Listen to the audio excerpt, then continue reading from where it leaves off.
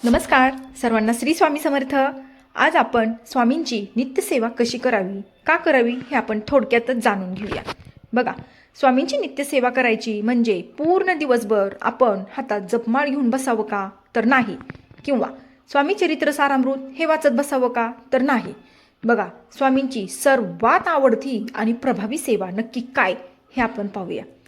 स्वामींची नित्यसेवा करणे म्हणजे काय, तर बघा, दिवसभरात तुम्ही जे कोणतं काम करता ते काम प्रामाणिकपणे अचूक करणे, आपल्यामुळे कोणाला त्रास होणार नाही असे वागणे, आपल्या बोलण्यातून कोणाचं तरी मन दुखवेल असं वागायचं नाही.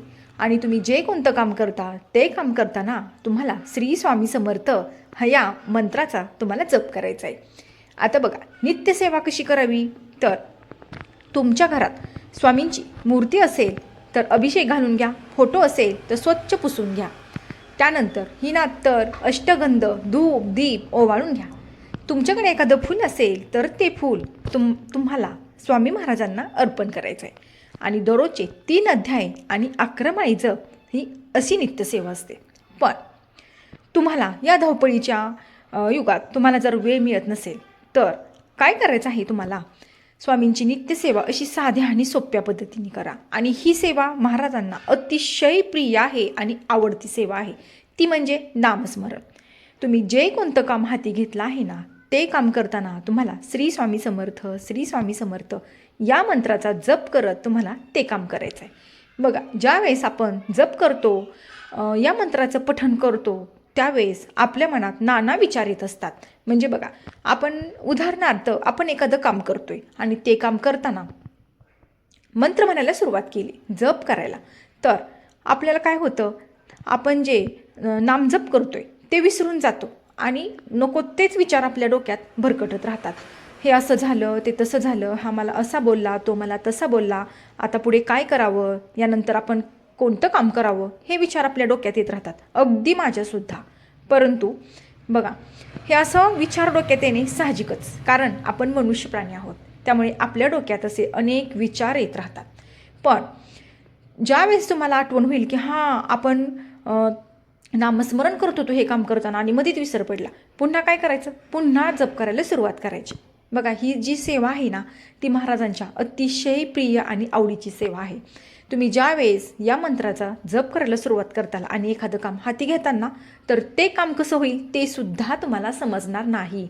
आपल्या प्रत्येक जपाचा हिशोब स्वामी महाराजांकडे लिखित असतो आणि ज्यावेळेस आपल्यावर वाईट वेळ येते ना, त्यावेळेस स्वामी महाराज आपल्या वेळेला आपल्या मदतीला नक्कीच धावून येतात.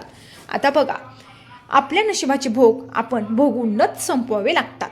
मग बघा, आता आपण सेवा करतोय, आपण सेवेत आलोय, तर आपल्याला त्रास होणार नाही का, किंवा आपलं वाईट वेळ येणार नाही का, किंवा वाईट प्रसंग येणार नाहीत का, तर तसं नाही. येणारी वेळ, येणारा काळ आपल्यावर येतच राहणार, वाईट प्रसंगसुद्धा येतच राहणार. पण त्या दुःखाची तीव्रता जी आहे ना, ती मात्र स्वामी महाराज कमी करणार, आपल्याला सहन करण्याची शक्ती नक्कीच देणार. जे आपल्या हातावर यायचं ते बोटावर येणार आणि बोटावर यायचं ते नखावरच येऊन निभवणार. त्यामुळे आपल्याला ही सेवा आत्ताच्या कलियुगात करणे खूप खूप गरजेचे आहे. आणि बघा, स्वामींना आपण ब्रह्मांड नायक म्हणतो, त्यांच्या आज्ञेनुसार झाडाचं एकही पान हलत नाही. बघा, वेळ ही प्रत्येकालाच येत असते आणि आपले भोग भोगूनच संपवावे लागतात. पण आपण स्वामींच्या सेवेत जर असेल तर स्वामी महाराज आपल्याला ह्या वेळ आणि काळ दोन्हीची तीव्रता जी आहे ना, ती कमी प्रमाणात आपल्याला भासू देतात. म्हणजे एखादी घटना आपल्या आयुष्यात होणार आहे, ही जर विधिलिखित असेल तर ती होणारच, पण त्याची तीव्रता स्वामी महाराज कमी करणार. अगदी एखादं संकट येतं काय आणि ते परत तसं जातं काय हे आपल्याला कळत सुद्धा नाही. बघा, हा स्वतः माझा अनुभव आहे की महाराजांच्या सेवेत आल्यानंतरनं ह्याची तीव्रता खूप खूप कमी होऊन जाते आणि आपल्याला कळत सुद्धा नाही. एक मदतीचा हात, एक मदतीचा आपला आधार सतत आपल्या पाठीशी कोणी ना कोणीतरी उभा असतं. आता बघा, तुम्ही नॉनव्हेज करता, तर मग आपण रोजची नित्यसेवा कशी करावी, आणि कोण असं म्हणतं की स्वामी सेवेत आल्यानंतरनं नॉनव्हेज पूर्ण बंद करावं. हो, हे खरं आहे, बंद करावं. पण काही लोक असे आहेत की त्यांना जर सांगितलं की स्वामी सेवा करताय तर नॉनव्हेज पूर्ण बंद करा, तर बघा, लोक स्वामी सेवा करायची सोडून देतील. पण नॉनव्हेज खाणं सोडणार नाहीत. पण मी तुम्हाला सांगते, ज्यावेळेस आपण या स्वामी सेवेत येतो ना, त्यावेळेस आपलं मांसाहार करण्याचं जे प्रमाण आहे ना, ते खूप खूप कमी होत जातं. म्हणजे बघा, आपण आठवड्यातून 3-4 वेळा जर खात असू तर ते प्रमाण आपलं आठवड्यातून एकदा, 15 दिवसातून एकदा असं कमी कमी होत जातं. आणि हे सुद्धा तुम्हाला नक्की जाणवल. आणि बऱ्याच सेवेकऱ्यांना, बऱ्याच लोकांना ह्याचा अनुभव आलेला आहे. म्हणजे जी लोकं खात होती त्यांनी आता पूर्णपणे स्वामी सेवेत आल्यानंतर बंद केलेलं आहे. तर तुम्ही स्वामी सेवा करायला सुरुवात करा. बघा, ह्याचे तुम्हाला थोडे थोडे अनुभव काय आहेत हे सुद्धा तुम्हाला लवकरच कळणार आहे. त्यामुळे तुम्ही सेवेत राहा आणि ही सेवा करत राहा. रोजचे 3 अध्याय 11 माळी जप हे तुम्हाला शक्य नसेल तर तुम्ही 3 अध्याय 1 माळी तरी जप करा.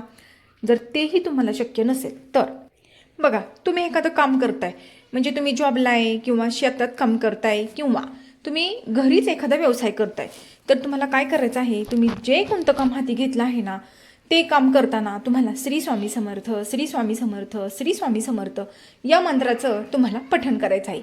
बघा, ज्यावेळेस आपण या मंत्राचं पठण करत असतो त्यावेळेस हाती घेतलेलं काम आपलं कसं होतं तेही समजत नाही. आणि दुसरी गोष्ट, नामस्मरणाने काय होतं बघा, आपलं मन शांत होतं आणि आपल्या डोक्यात जी विचारांची गर्दी असते ती गर्दी कमी होण्यास सुरुवात होते. आणि आपल्या बोलण्यात, आपल्या शब्दात इतकी ताकद येते की एखादा शब्द आपण बोलावा आणि तो खरा व्हावा असं होतं. म्हणजे आपल्या शब्दात वजन येतं, ताकद येते. एखादा शब्द आपला बोलता बोलता तो पटकन खरा होऊन जातो. तुम्ही नामस्मरण केलं तर एक वलय चक्र तुमच्या भोवती तयार होतं. वाईट शक्तीपासून तुमचा बचाव होतो. हाती घेतलेल्या कामात तुम्हाला यश मिळतं. आणि बघा, ज्यावेळेस घरातील एक जरी व्यक्ती स्वामी सेवेत असेल ना, तर संपूर्ण घराचं संरक्षण स्वामी महाराज करत असतात. बघा, तुम्ही जे कोणतं काम करता दिवसभर त्यातून वेळ मिळेल तसं तुम्ही नामस्मरण नक्कीच करा. ह्याचे खूप खूप अनुभव आहेत. आणि महाराजांची सगळ्यात जास्त आवडती आणि प्रभावी सेवा म्हणजे नामस्मरण. तुमच्यामुळे कोणी दुःख होणार नाही याची काळजी घ्या. तर अशा प्रकारे तुम्ही महाराजांची नित्यसेवा करू शकता. तर हा होता छोटासा व्हिडिओ. आवडल्यास लाईक, शेअर आणि सबस्क्राईब करा. तोपर्यंत तुम्हा सर्वांना श्री स्वामी समर्थ.